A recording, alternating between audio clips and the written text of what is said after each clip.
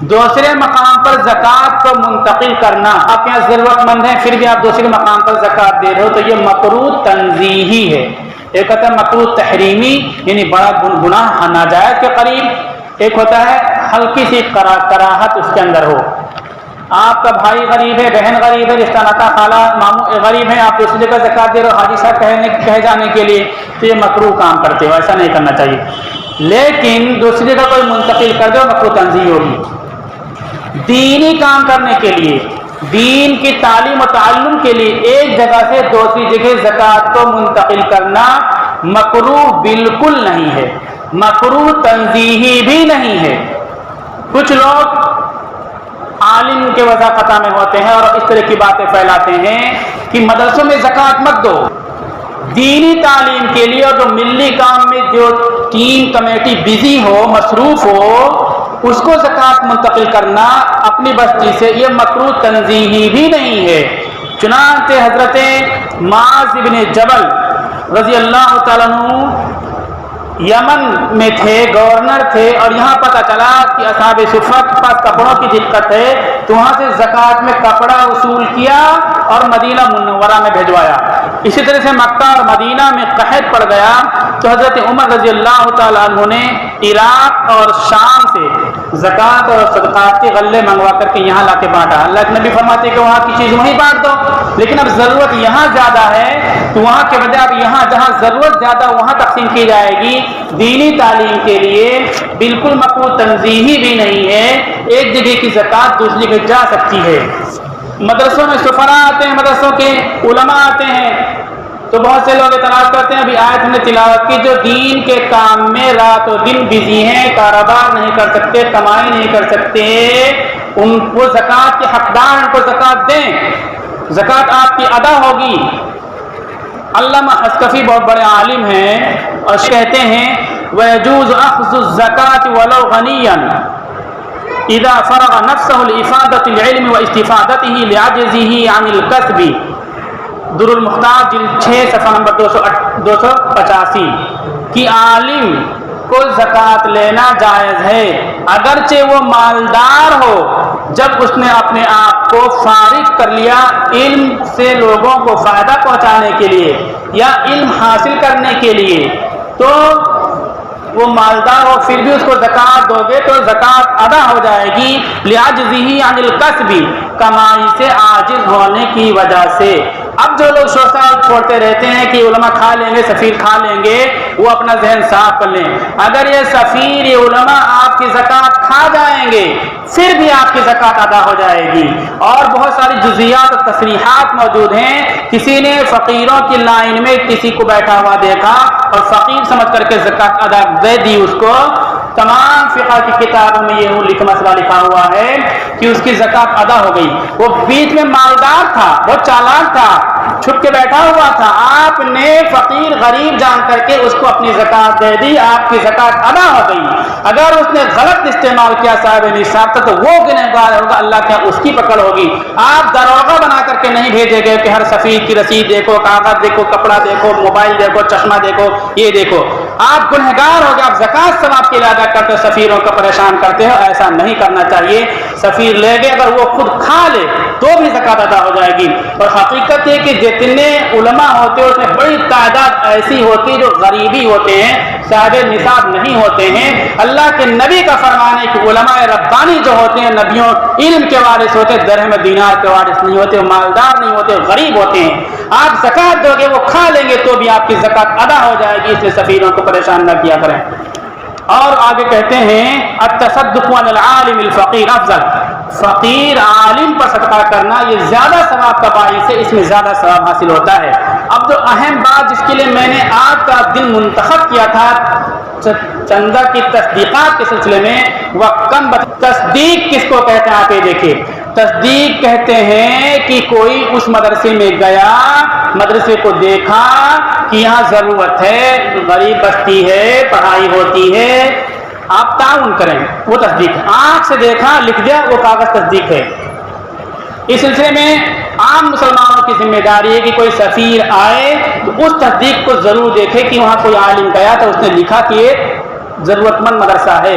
اسی کے ساتھ مدرسے والے ایک لیٹر لکھتے ہیں کہ یہ فلاں عالم یا فلاں صاحب ہمارے مدرسے سے چندہ کے لیے جا رہے ہیں، آپ ان کا تعاون کریں۔ وہ کاغذ بھی دیکھنا ضروری ہے کہ مدرسہ والے نے بھیجا ہے کہ نہیں بھیجا ہے ان کو۔ تیسری اہم چیز یہ دیکھیں، جو سفیر ہو اس کا آدھار کارڈ ضرور دیکھیں کہ جو وہاں مدرسے کی طرف سے نام لکھا ہوا ہے یہ آدمی وہی ہے کہ کوئی دوسرا ہے۔ 3 کاغذ دیکھیں۔ ہر آدمی کو دیکھنا ضروری نہیں ہے، بلکہ مسجدوں کے امام حضرات دیکھیں یا کمیٹی ہو تو کمیٹی کے لوگ دیکھیں۔ آدھار کارڈ، جو عالم وہاں گئے انہوں نے لکھا کہ یہ مدرسہ ہے وہ، اور مدرسے کا لیٹر، یہ 3 چیز ضرور دیکھیں۔ اس کے بعد ایک نیا فتنہ، نئی مصیبت، نئی بلا شروع ہو گئی ہے۔ ہر بستی، ہر شہر میں تصدیق دینے والے لوگ بیٹھے ہوئے ہیں۔ یہ اصل بات بتانی تھی۔ یہ جو ہر بستی، ہر شہر میں تصدیق دینے والے بیٹھے ہیں، یہ سراسر ناجائز تصدیق نامہ دیتے ہیں۔ یہ تصدیق نامہ دینا جائز نہیں ہے، کسی بھی صورت میں جائز نہیں ہے۔ جو لوگ ایسے تصدیقات کا ساتھ دیتے ہیں وہ گنہگار ہوتے ہیں۔ سفیروں کے لیے، مسافروں کے لیے مصیبت اور پریشانی اس طرح کھڑی ہوتی ہے۔ مثلا کوئی سفیر بنگال سے آیا ہوا ہے، اگر شام کو وہ سوچتا ہے مغرب اور عشاء میں یہاں چندہ کر لے ہم، اب کہا جاتا ہے فلاں جگہ جا کے تصدیق لے کر کے آؤ، پھر وہ رات میں چندہ نہیں کرے گا، صبح جا کے کرایہ بھاڑا خرچ کرے گا، تصدیق لے کر کے آئے گا، پھر ظہر یا عصر میں پہنچے گا، پورا دن اس کا خراب ہو جاتا ہے۔ اور کس چیز کی تصدیق دیتے ہیں یہ لوگ؟ کس چیز کی تصدیق دیتے ہیں؟ سوچئے آپ، تکذیب کرتے ہیں یہ، یعنی اب وہ جھوٹی تصدیق دیتے ہیں۔ اپنے پاس لیٹر پیڈ پہ چند لوگوں کے نام لکھ کر کے دیتے، جو اصل کاغذ ہے جس کو شریعت تصدیق کہتی ہے، اب اس کو دیکھ کر کے چندہ کوئی نہیں کر سکتا۔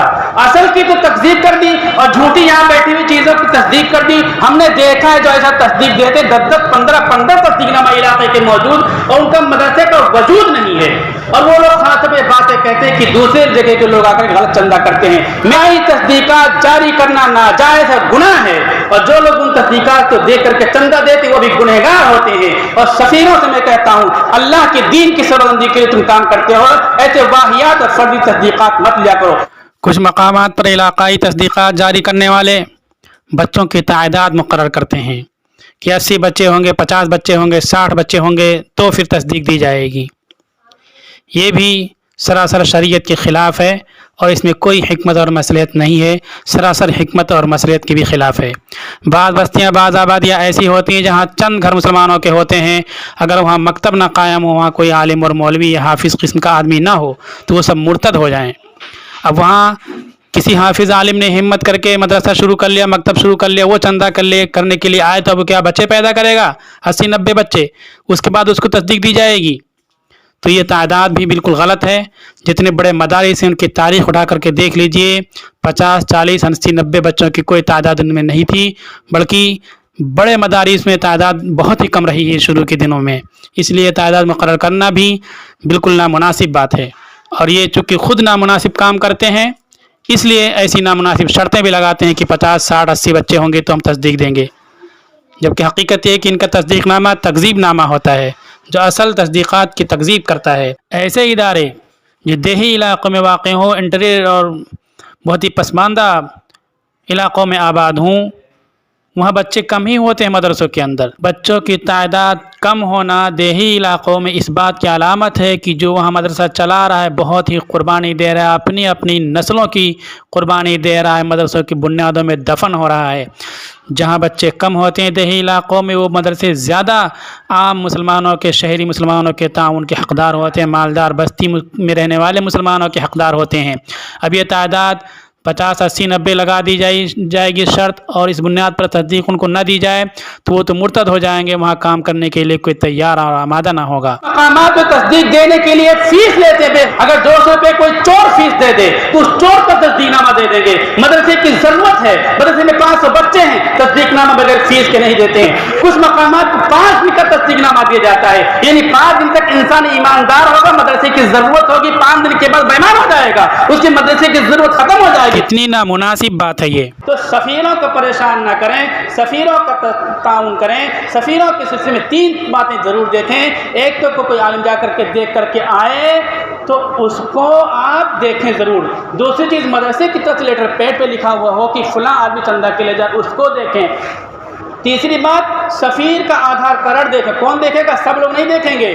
مولوی صاحب دیکھیں گے, امام صاحب دیکھیں گے, کمیٹی کے لوگ دیکھیں گے. آدھار کارڈ ضرور دیکھیں. علاقائی تصدیق نہ دیکھیں, یہ جائز ہی نہیں دینا, اور یہ دینے والے ناجائز تکذیب کرتے ہیں.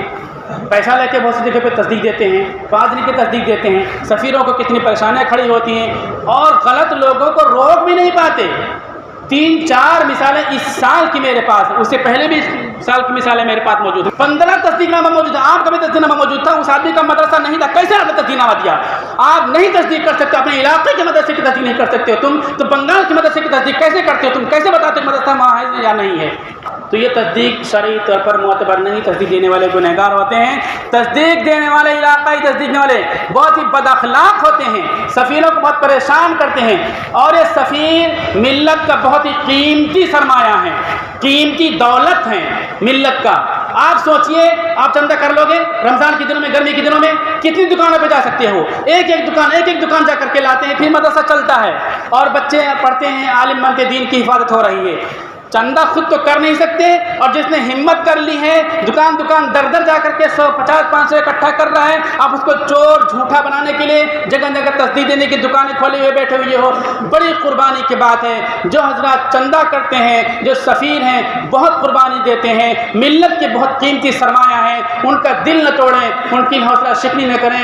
یاد رکھیے, ان سفیروں کو پریشان کرنے والے, علماء کو پریشان کرنے والے, ان پر دنیا میں اللہ کا عذاب آتا ہے. بہت سی مثالیں میں نے دیکھی ہیں. مولانا حسین مدنی رحمۃ اللہ علیہ کو جب انہوں نے کہا ملک کا بٹوارا نہیں ہوگا, تو ایک صاحب نے اپنی لنگی کھول دی اور گالی بکی. حضرت چپ رہے. بعد میں جب ملک آزاد ہوا, بٹوارا ہو گیا, ان کی بہن بیٹی سب غائب ہو گئیں, ان کی آنکھوں کے سامنے عزتیں لوٹی گئیں. بعد میں انہوں نے کہا کہ میں نے توہین کی تھی ان کی, اس لیے میری ماں بہن بیٹیوں کی میری آنکھوں کے سامنے عزتیں لوٹی گئی. سید احمد شہید رحمۃ اللہ علیہ افغانستان میں شریعہ حکومت قائم کر دی تھی. فتح محمد خان 11 بھائیوں جو نواب تھے, تو پبلک بہت خوش ہو گئی. انہوں نے دیکھا کہ پبلک خوش ہو گئی, حکومت پہ قبضہ کر لیں گے. ایک ہی دن میں 200 عالموں کو قتل کرا دیا. سید صاحب کے ساتھ پاس فوج تھی, فوج نے کہا کہ ہم تختہ پلٹ دیں. انہوں نے کہا نہیں, اللہ بدلہ لے گا, ہم بدلہ نہیں لے سکتے, نکل چلو. وہ نکل گئے. 3 مہینے کے بعد رنجیت سنگھ نے حملہ کیا. ان کی تمام بیٹیاں, بہنوں, گھر کی تمام عورتوں کو رنجیت سنگھ نے قبضہ کر لے, پکڑ لیا. اور کچھ دنوں کے بعد لاہور کے بعد ہمیں ویشیا بن کر کی بہنیں بیٹیاں بیٹھ گئیں. جو لوگ مولویوں کو پریشان کرتے ہیں, سفیروں کو پریشان کرتے ہیں, اللہ کا عذاب آخرت میں تو آئے گا ان کے اوپر, دنیا میں بھی آئے گا. آپ سفیروں کا تعاون کریں, مولویوں کا تعاون کریں, مدارس کا تعاون کریں. ہم نے بتلا دیا, مثال دی دی حسکفی کی. مالدار عالم کو زکوٰۃ دو گے تو زکوٰۃ ادا ہو جائے گی. آپ سوچئے, اکثر علماء غریب ہوتے ہیں, اگر وہ خود کھا لیں گے تو بھی زکوٰۃ ادا ہو جائے گی. تو یہ جھمیلا پالنے کی کیا ضرورت ہے کہ ہر جگہ ایک تصدیق دینے والے ہوئے ہیں.